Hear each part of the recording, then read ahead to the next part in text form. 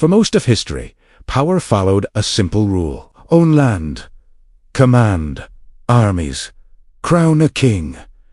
Money followed naturally. Venice violated every part of that equation.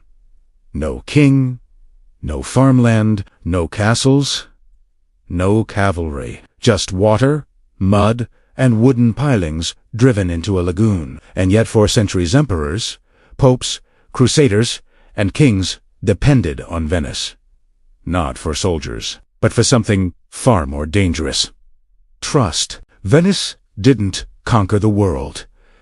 It financed it, and in doing so, it quietly built the financial system we still live inside today. Welcome to the financial timeline, where money, power, and history collide, and nothing is ever as simple as it looks. Medieval Europe was built on land. Land created farms. Farms created peasants. Peasants created food, taxes, and soldiers. Power flowed upward from soil to sword to crown. Venice couldn't play that game. Its land couldn't be farmed. Its waters couldn't support cavalry. Its geography resisted invasion and rejected feudalism. So Venice made a radical decision. If power couldn't come from land, it would come from movement. Ships instead of fields.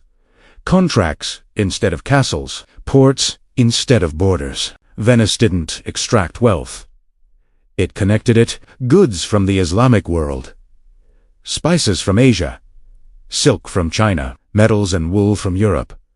All passed through Venetian hands. Venice became the hinge between worlds that didn't trust each other, didn't share religions, and didn't even share currencies. That made Venice valuable. More importantly, it made Venice necessary. In 1082, the Byzantine Emperor Alexios I granted Venice sweeping tax exemptions and exclusive trade privileges, not as charity, but because the empire couldn't function without it. Venice stopped paying tribute and started being paid in access. In most of medieval Europe, merchants were tolerated but distrusted.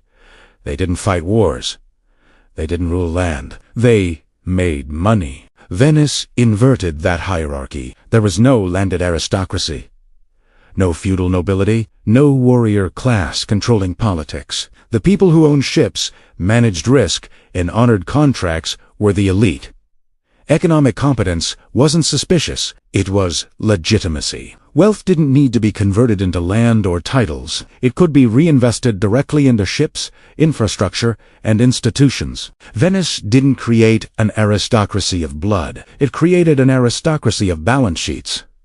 Venice didn't trust kings. It didn't trust mobs. It trusted processes. No single ruler to overthrow, no bloodline to manipulate, no crown to seize. Short terms, complex elections, overlapping councils, severe penalties for overreach. The goal wasn't democracy.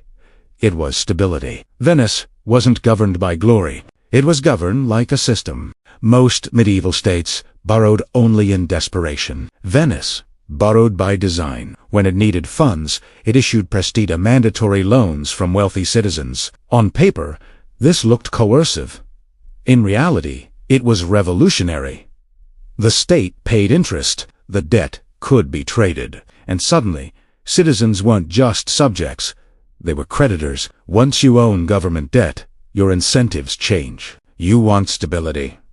You want predictability. You want the system to survive. Debt became a social contract. Loyalty wasn't enforced by fear. It was enforced by yield. Venice understood something critical. Gold was heavy.